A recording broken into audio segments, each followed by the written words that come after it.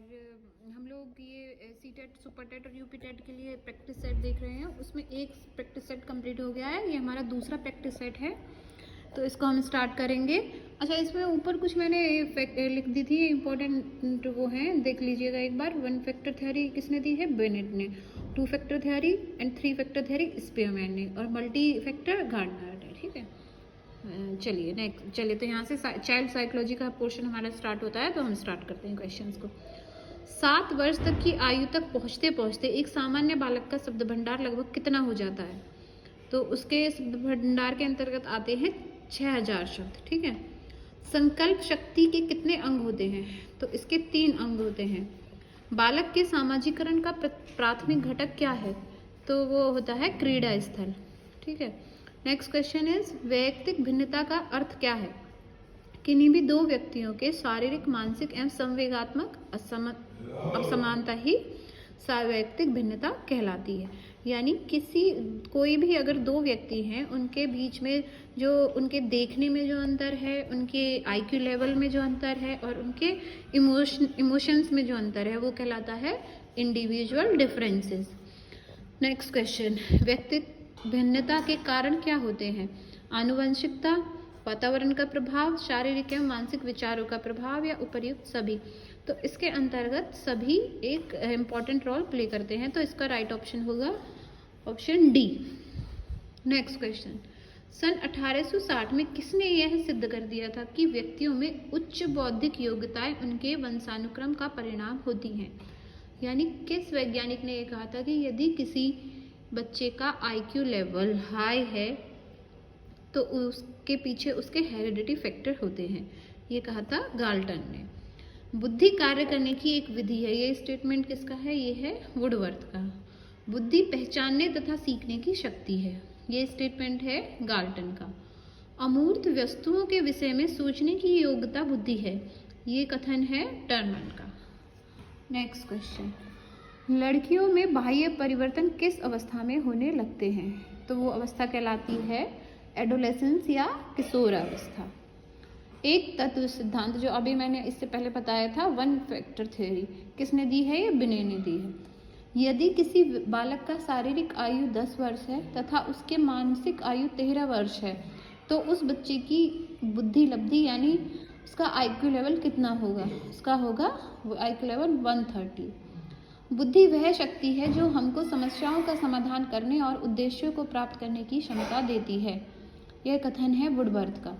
बुद्धि के प्रकार हैं अमूर्त बुद्धि, सामाजिक बुद्धि, गामक या यांत्रिक बुद्धि, या ये सभी। तो इसका राइट आंसर होगा ये सभी। बुद्धि और ज्ञान में अंतर है क्या? बताइए। इसका राइट आंसर है बुद्धि प्राय एक सी रहती है और ज्ञान में वृद्धि की जा सकती है। ठीक है। नेक्स्ट क्वेश्चन, यदि बालक की ज्ञात आयु 11 वर्ष है और मानसिक आयु 10 वर्ष है, तो उसकी का आईक्यू लेवल कितना होगा? तो उसका आईक्यू लेवल होगा 110। किसी बुद्धि में 12 वर्ष के बालक के लिए निर्धारित औसत मान 75 है। 1 वर्ष के बालक का इस परीक्षा में औसत मान 75 है, तो उसकी मानसिक आयु क्या होगी? तो उसकी मानसिक आयु होगी 12 वर्ष यानी 12 वर्ष। बुद्धि के द्विखंडन यानी 2 फैक्टर थ्योरी को किसने दिया है? वो दी है स्पीयरमैन। बिने साइमन परीक्षण का संशोधन करने वाले व्यक्ति का नाम है टर्मन। परीक्षा की बैटरी सर्वप्रथम किसने तैयार की थी? Collins and Drever. इसका पार्ट 2 स्टार्ट हो जाता है, जो कि है एसएसटी से। इसका फर्स्ट क्वेश्चन है, प्रदूषण का एक प्रकार हाइट पॉल्यूशन का संबंध किसके साथ है? सिंथेटिक दूध, नकली टूथपेस्ट, प्लास्टिक के थैले व सामान, या एरोसोल युक्त शेविंग क्रीम। इसका राइट आंसर है ऑप्शन नंबर सी, प्लास्टिक के थैले व सामान। ग्लोब पर कर्क रेखा भारत के कितने राज्यों से होकर गुजरती है? तो यह भारत के 8 राज्यों से होकर गुजरती है। नेक्स्ट क्वेश्चन, भारत में सर्वोत्तम श्रेणी का संगमरमर किस स्थान से प्राप्त होता है? तो वो है ऑप्शन सी, मकराना। पवन की गति किस यंत्र से मापी जाती है? वो मापी जाती है एनोमीटर से। निम्नलिखित में से मौद्रिक दर का अप्रत्यक्ष उदाहरण कौन सा है? बैंक दर, खुले बाजारों की क्रिया, नकद आरक्षित अनुपात, या फिर वैधानिक तरलता अनुपात। तो इसका राइट आंसर है ऑप्शन डी, वैधानिक तरलता अनुपात। ये एक स्टेटमेंट है, इसके राइटर बताने हैं। स्वाधीनता हमारा लक्ष्य है और हिंदुत्व ही हमारी आकांक्षा पूरी कर सकता है। यह कथन है अरविंदो घोष का। विदर्भ निम्नलिखित में से किस राज्य का एक भाग रहा है? विदर्भ महाराष्ट्र का एक भाग रहा है। भारत में वृहत पैमाने पर जूट की खेती निम्नलिखित में से किस नदी की घाटी पर की जाती है?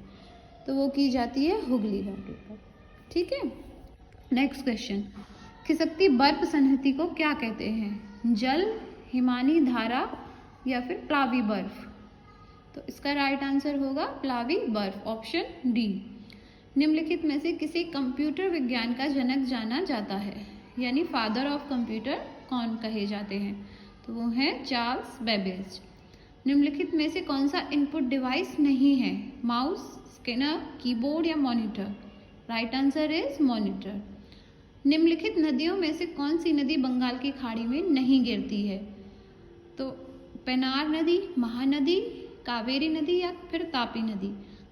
तो इसका राइट आंसर होगा तापी नदी, क्योंकि तापी, नर्मदा और लूनी नदी अरब सागर में नहीं, बंगाल की खाड़ी में न गिरकर अरब सागर में गिरती हैं। सम्राट अशोक के काल में आयोजित तृतीय बौद्ध संगीति की अध्यक्षता किस विद्वान ने की थी? अश्वघोष, महेंद्र, ब्रह्मगुप्त या मोगलीपुत्तिश? तो इसका राइट ऑप्शन है बी, ऑप्शन बी। सूरत में अंग्रेजों की फैक्ट्री खोलने का आदेश देने वाला पहला मुगल सम्राट कौन था? तो राइट आंसर है जहांगीर। वर्ष 1576 में हल्दी घाटी के युद्ध में मुगल सेना का मुकाबला किसके साथ हुआ था? मानसिंह, उदय सिंह, पृथ्वीराज चौहान या फिर महाराणा प्रताप? तो इसका राइट आंसर है महाराणा प्रताप। चलिए नेक्स्ट क्वेश्चन देखते हैं। 15वीं सदी के अंत में भारत में वास्को डी गामा का पदार्पण कहाँ हुआ था? यानी वास्को डी गामा ने सबसे पहला कदम इंडिया में कहाँ रखा था? तब वो रखा था कालीकट। लाल टेनिस कोर्टों के लिए विख्यात विंबलडन कहाँ है बताइए? तो ये है लंदन में। ये मैचिंग का क्वेश्चन है, इनको इनके कार्यक्रम अनुसार सजाना है। तो इसका राइट आंसर है ऑप्शन नंबर डी, 2413। राज्य में जिला न्यायाधीश को निम्नलिखित में से कौन नियुक्त करता है? तो वो नियुक्त करता है राज्य का राज्यपाल। निम्नलिखित वक्रों में से कौन सा वक्र यू आकार का नहीं होता है?